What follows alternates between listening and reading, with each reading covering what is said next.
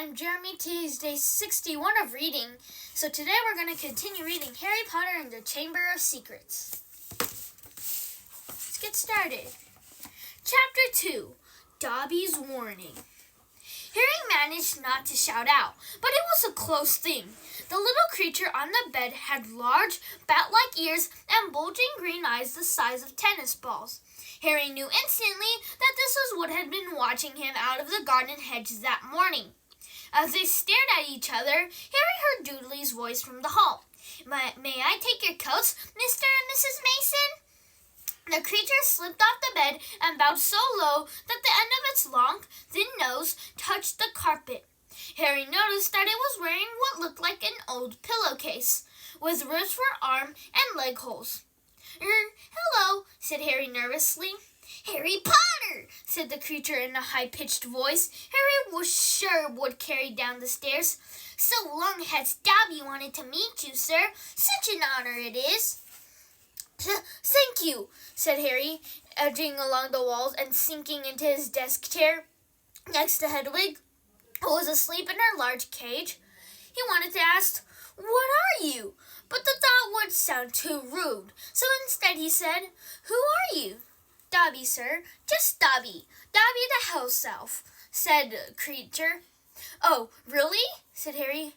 I don't want to be rude or anything, but this isn't a great time for me to have an house elf in my bedroom." Aunt Petunia's high, false laugh sounded from the living room. The elf hung his head. "Not that I'm not pleased to see you," said Harry quickly, "but, is there any particular reason you're here?" "Oh, yes, sir," said Dobby earnestly. "Dobby has come to tell you, sir. It is difficult, sir. Dobby wonders where to begin." "Sit down," said Harry politely, pointing at the bed. To his horror, the elf burst into tears, very noisy tears. "Sit down?" he wailed. "Never, never, ever!" Harry thought he heard the whispers downstairs falter. "I'm sorry," he whispered. "I didn't mean to offend you or anything." "Offend Dobby?" choked the elf. "Dobby has never been asked to sit down by a wizard like an equal." Harry, trying to say shh and looking comforting at the same time, ushered Dobby back onto the bed where he sat hiccuping, looking like a very large and ugly doll. At last, he managed to control himself and sat with his great eyes fixed on Harry in an expression of watery adoration. "You can't have met many decent wizards," said Harry, trying to cheer him up. Dobby shook his head. Then, without warning, he leapt up and started banging his head furiously on the window, shouting, "Bad Dobby! Bad Dobby! What are you doing?" Harry hissed, springing up and pulling Dobby back onto the bed.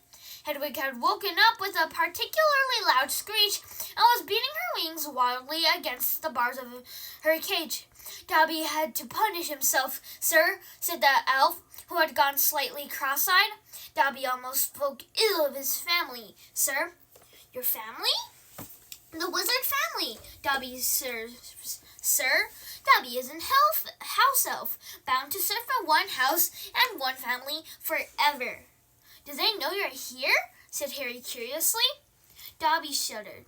"Oh, no, sir, no. Dobby will have to punish himself most grievously for coming to see you, sir. Dobby will have to shut his ear in the oven door for this, if they ever knew, sir. But why won't they notice if you shut your ears in the oven door?" "Dobby doubts it, sir. Dobby is always having to punish himself for something, sir. They let Dobby get on with it. Sometimes they remind me to do extra punishment. But why don't you leave? Escape. A house elf must be set free, sir, and the family will never set Dobby free. Dobby will serve the family until he dies, sir." Harry stared. "And I thought I had it bad for staying here for another 4 weeks," he said. "This makes the Dursleys sound almost human. Can't anyone help you? Can't I?" Almost at once, Harry wished he hadn't spoken. Dobby dissolved again into wails of gratitude. "Please," Harry whispered frantically, "please be quiet. If the Dursleys hear me anything, they'll know that you're here." Harry Potter asks if he can help Dobby. "Dobby has heard of your greatness, sir, but of your goodness, Dobby never knew." Harry, who was feeling distinctly hot in the face, said, "Whatever you've heard about my greatness is a load of rubbish. I'm not even the top of year at Hogwarts. That's Hermione. But he stopped quickly. Thinking about Hermione was painful. "Harry Potter is humble and modest," said Dobby reverently, his orb-like eyes aglow. "Harry Potter speaks not of his triumph over he who must not be named."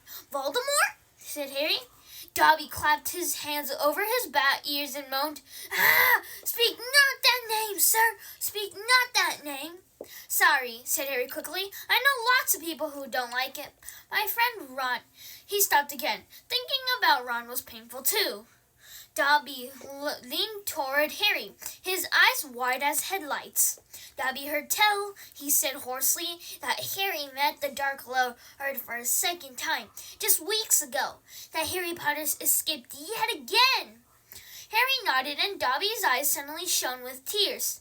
"Ah, sir!" he gasped, dabbing his face with the corner of the grubby pillowcase he was wearing. "Harry Potter is valiant and bold. He has braved so many dangers already. But Dobby has come to protect Harry Potter, to warn him, even if he does have to shut his ears in the oven door later. Harry Potter must not go back to Hogwarts."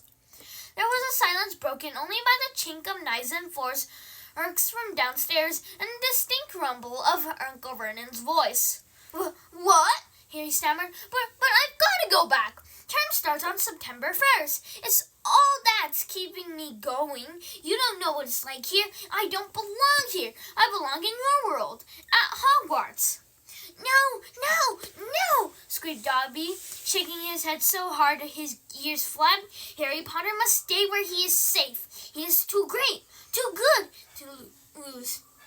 If Harry Potter goes back to Hogwarts, he will be in mortal danger." "Why?" said Harry in surprise.